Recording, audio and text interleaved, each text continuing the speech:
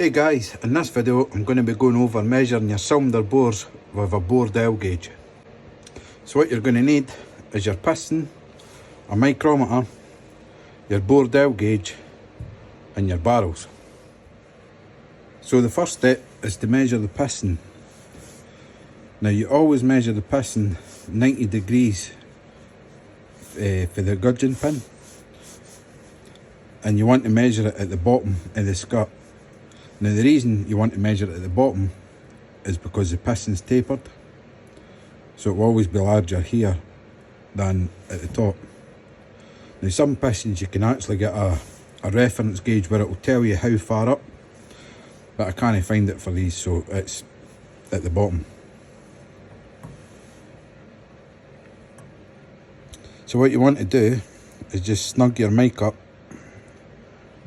until you get a nice drag through.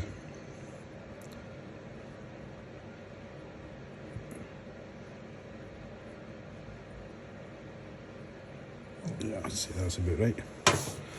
So I've just locked that off, and we've got 73.95. That's actually quite good. I'm chuffed with that. So the next step is to zero the bore gauge. So if you've never seen one of these before, it's got a fixed anvil that you can actually change. So this one goes for 50 to 160 mil. So you can change this anvil, and then on this side it's got a plunger which works the dial gauge. So what you do is you put it in your mic and try and keep it nice and square, and you rock it back and forward. Now what we'll do is I'll do this twice so I can zoom in on the actual gauge itself, but you just rock it back and forward, and what you're looking for is the needle going to the highest point and then coming back, and then that's where you set your zero to. So this is a shot of the actual gauge itself, and I'll just try and rock this.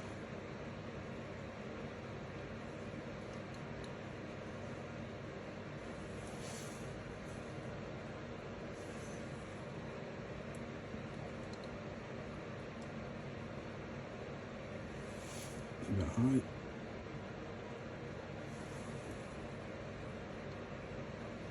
And you just try to line it up on zero, and it will only go up then come back down.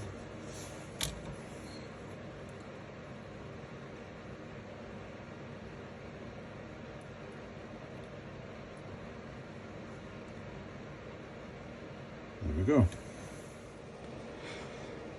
So the last part, now we've got our bore gauge set, is to actually measure the barrels themselves.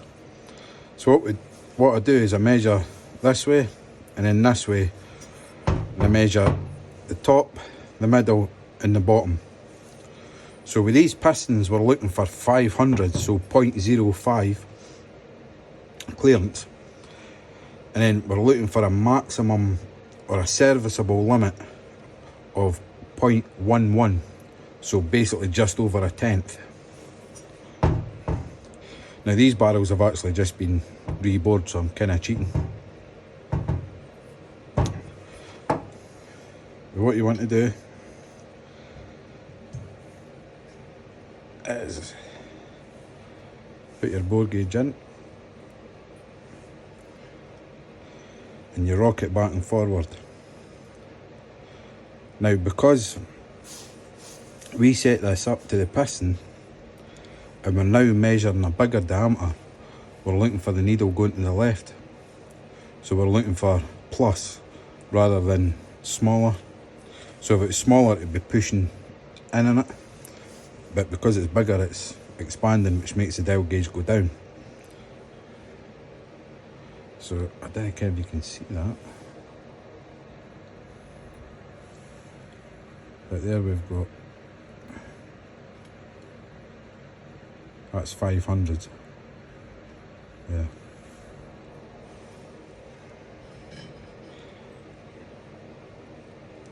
Again, that's the same.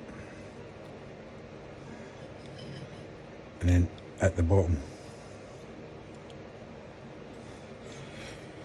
You'll always get a bigger reading here,